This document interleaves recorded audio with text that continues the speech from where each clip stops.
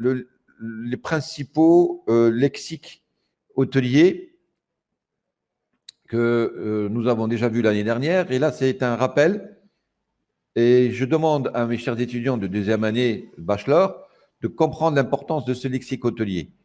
Un médecin qui pratique sans connaître le langage médical ne peut pas être respecté et ne pourra pas aller loin. C'est pareil pour un hôtelier. S'il ne maîtrise pas le lexique hôtelier, il ne sera pas respecté et il ne pourra pas aller très loin. Donc, c'est un résumé des principaux lexiques. Je vais donc demander à ce que vous soyez interactifs. Comment vous allez appeler checking? Ryan, checking, ça veut dire quoi? Enregistrement, monsieur. Checking, ça veut dire quoi? Enregistrement, bravo. Et Ryan, je reste avec vous. Early checking, ça veut dire quoi? Enregistrement tôt dans la matinée, monsieur. Exact. C'est-à-dire que vous le savez très bien, la nuitée hôtelière, c'est de midi à midi le lendemain. Quelqu'un qui fait l'enregistrement à 7 h du matin ou 8 h du matin, on va l'appeler early checking. Très bien. Nargis. Nargis, check-out veut dire quoi? Comment vous allez traduire check-out?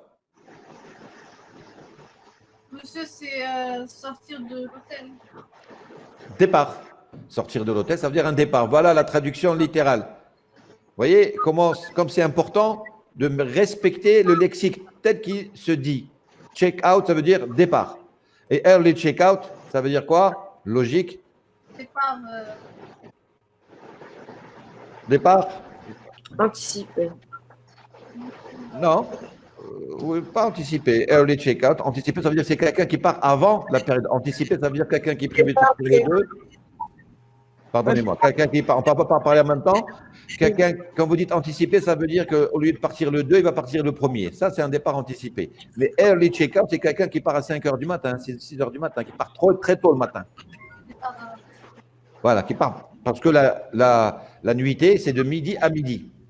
Et quelqu'un qui part le lendemain matin à 6 h au lieu de 7 h, ce n'est pas anticipé. Il part le jour même, comme prévu, mais il est matinal.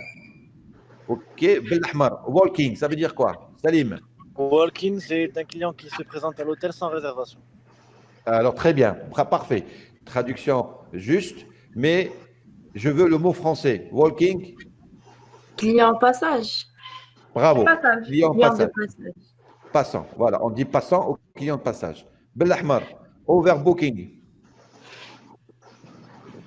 C'est overbooking, je peux le définir, je peux donner la situation. Oui, essayez.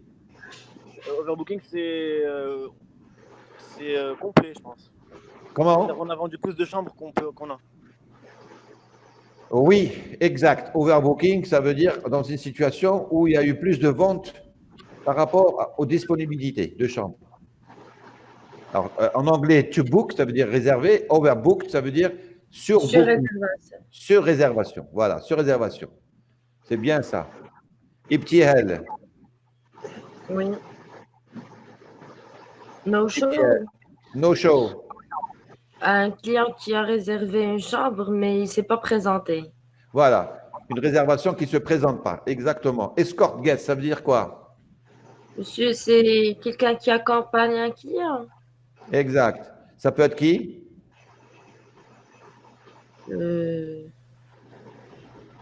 N'importe qui. Comment? C'est un personnel de l'hôtel. Ryan? Ça peut être quoi? Personnalité?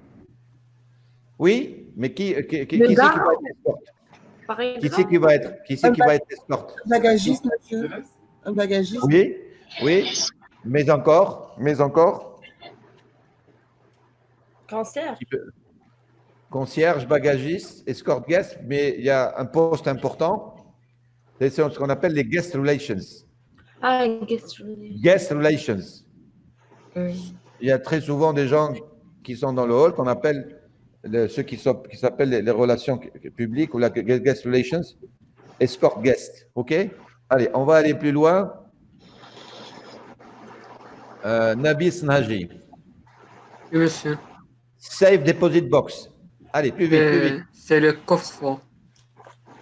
Coffre-fort, oui. Deus, Senhaji. C'est une journée qui est quotidienne, bien utilisée. Traduction fausse. Ça veut dire quoi, Deus? Essayez de traduire. Essayez d'expliquer. Allez, C'est une chambre qui est occupée. une chambre occupée. Pas assez clair. Deus, ça veut dire quoi? Senhaji. Une utilisation journée. Senhaji. Deus. Réfléchissez. Senhaji. Deus. Ça veut dire quoi? Vous ne connaissez pas votre lexique, monsieur Senhaji. Ce n'est pas normal. Ramzi. Vous êtes là, Ramzi. Ça veut dire quoi? Deus. Ça veut dire quoi? Comment? C'est la date d'arrivée. Non, c'est faux. Ça veut dire quoi, Deus? Bon, c'est faux. On passe. Shraibi, Deus, ça veut dire quoi?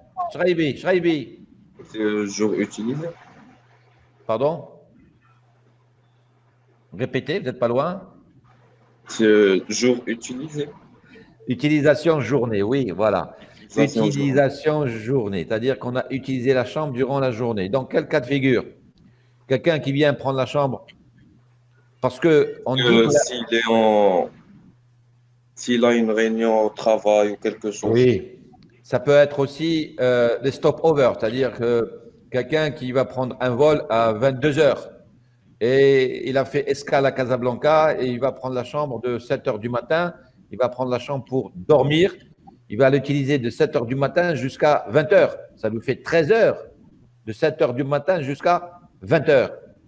Ça fait 13 heures d'occupation de la chambre. Vous vous rendez compte? 13 heures. Mais c'est la journée.